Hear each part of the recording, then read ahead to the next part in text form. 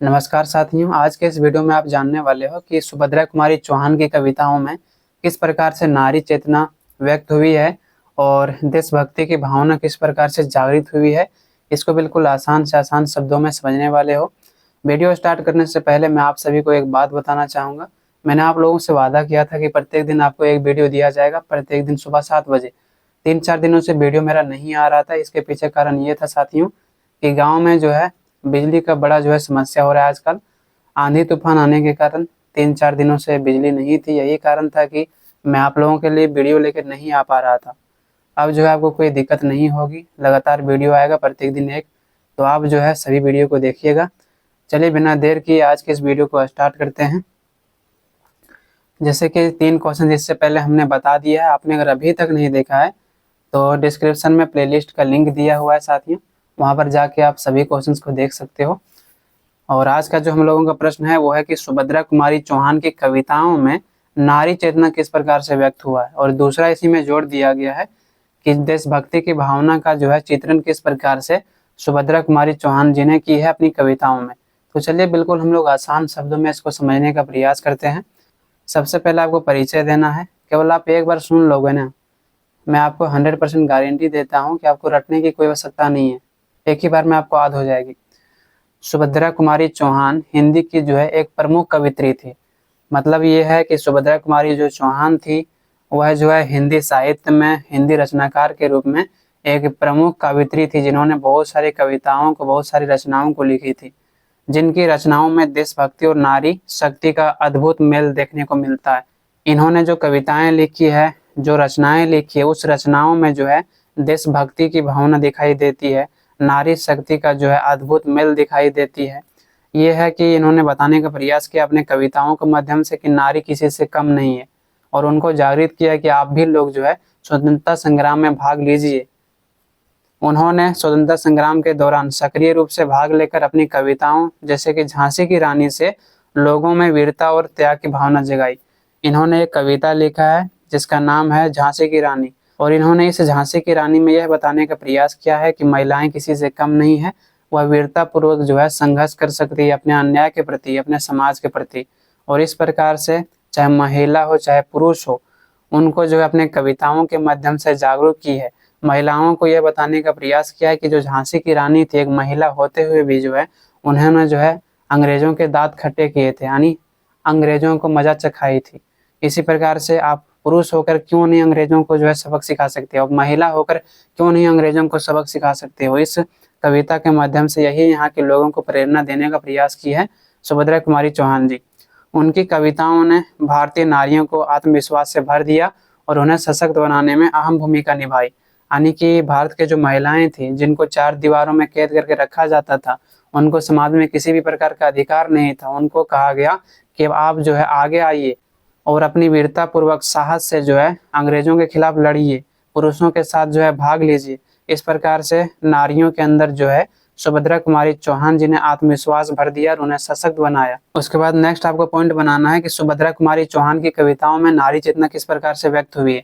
यहाँ पर 2 प्रश्न पूछा गया, पहला कि सुभद्रा कुमारी चौहान की कविताओं में नारी चेतना, दूसरा राष्ट्रीय चेतना के बारे में पूछा गया।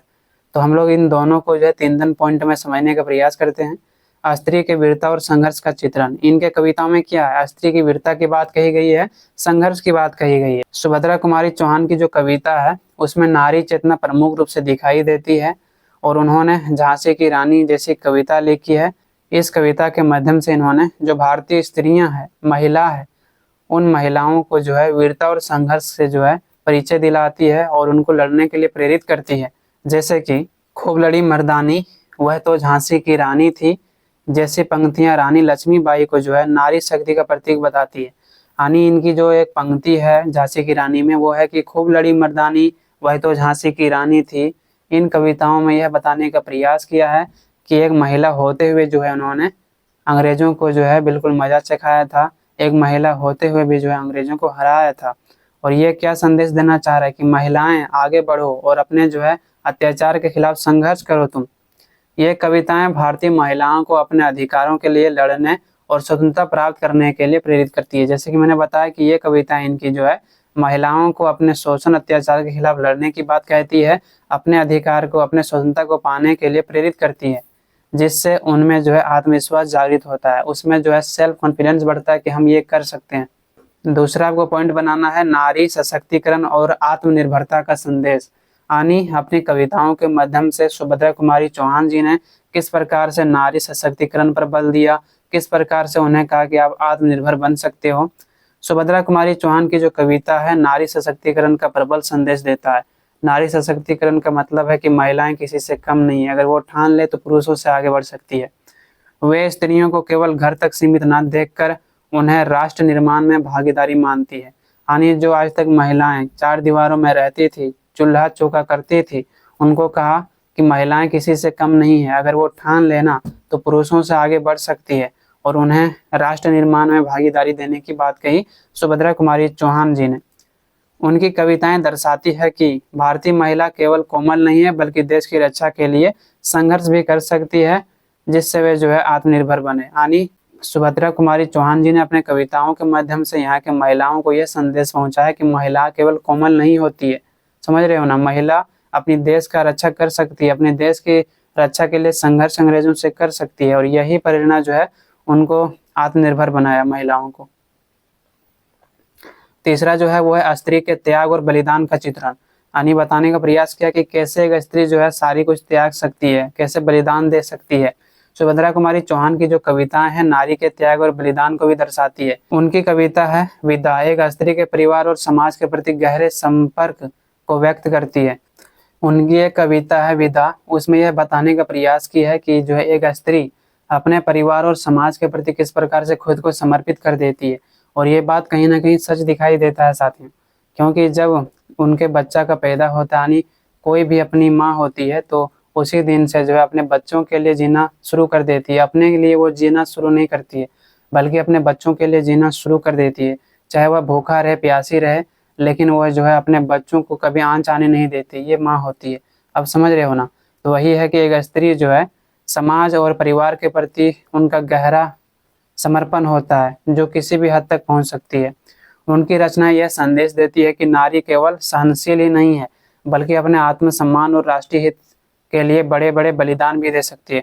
उन्होंने यह बताने का प्रयास किया है कि नारी केवल जो है सहनशील नहीं है, केवल सहन करने की ही शक्ति नहीं रखती है, बल्कि अपने आत्मसम्मान को बचाने के लिए, अपने राष्ट्र हित के लिए वह अगर बलिदान देना चाहे तो वह बलिदान भी दे सकती है, वो पीछे नहीं हट सकती है। और स्वतंत्रता संग्राम के दौरान ये भी जो है दिखाई दी है, महिलाओं ने भागीदारी बढ़ चढ़ के ली है, महिलाओं ने अपना योगदान दिया है, समझ रहे हो ना, बलिदान दिया है स्वतंत्रता संग्राम में, तो महिलाएं भी किसी से कम नहीं है। फिर है सुभद्रा कुमारी चौहान की कविताओं में देशभक्ति किस प्रकार से जागृत हुई है। तो पहला है स्वतंत्रता संग्राम और क्रांतिकारी चेतना। सुभद्रा कुमारी चौहान की जो कविताएं हैं वो स्वतंत्रता संग्राम की क्रांतिकारी चेतना से भरी हुई है, लोगों को स्वतंत्रता संग्राम में बढ़ चढ़कर भाग लेने के लिए प्रेरणा देती है। उनकी विशेषकर एक कविता है झांसी की रानी, उसमें जो है भारतीय जनता को ब्रिटिश शासन के विरुद्ध संघर्ष करने के लिए प्रेरित करती है, और कहती है कि एक महिला होते हुए भी अंग्रेजों से जो इतना बहादुरी से लड़ी थी, आप पुरुष हो, आप क्यों नहीं अंग्रेजों के विरुद्ध लड़ सकते हो। और यहाँ तक यहाँ के महिलाओं को भी जागृत किया कि झांसी की रानी जब लड़ सकती है तो हम और आप क्यों नहीं लड़ सकते अंग्रेजों के विरुद्ध, अंग्रेजों के शोषण के विरुद्ध। इस प्रकार से यहाँ के लोगों को अपने कविताओं के माध्यम से जागृत करने का प्रयास किया है और स्वतंत्रता संग्राम में भाग लेने की बात कही है। यह कविता सिर्फ रानी लक्ष्मीबाई की वीरता या बहादुरी का साहस नहीं है, बल्कि इस समय भारतीय क्रांतिकारियों के लिए प्रेरणा का स्रोत बन गई है। इनकी जो कविता है रानी लक्ष्मीबाई, उसमें केवल लक्ष्मीबाई के वीरता और साहस को नहीं दिखाया है, उनकी बहादुरी को केवल नहीं दिखाया, बल्कि यहाँ पर जो है दिखाने का प्रयास किया कि एक महिला होते हुए भी कैसे अंग्रेजों से सामना किया। इस प्रकार से इनके कविता से जो है जो भारतीय क्रांतिकारी थे उनको भी जो है प्रेरणा मिली है। दूसरा पॉइंट है मातृभूमि के प्रति प्रेम और समर्पण। यानी मातृभूमि के प्रति किस प्रकार से ये खुद को समर्पित कर देती है और सारी महिलाओं को जो है अपने मातृभूमि के प्रति समर्पण करने की बात कहती है। सुभद्रा कुमारी चौहान की जो कविताएं हैं उनमें मातृभूमि के प्रति गहरा प्रेम और समर्पण झलकता है, समझ रहे हो ना। वह भारत को माँ मानती थी, जिसके लिए हर नागरिकों को बलिदान देने को तैयार रहना चाहिए। यानी सुभद्रा कुमारी चौहान जो है अपनी कविताओं के माध्यम से अपनी मातृभूमि की जो है सराहना की है और कहा कि हम अपनी मातृभूमि के लिए प्रेम करना चाहिए, हमें उनके प्रति समर्पण करना चाहिए। और इन्होंने भारत को क्या कहा है, माँ कहा है कि भारत जो हमारी माँ है, इसीलिए हर नागरिकों को अपनी माँ की सेवा करने के लिए, हमेशा बलिदान देने के लिए तैयार रहना चाहिए।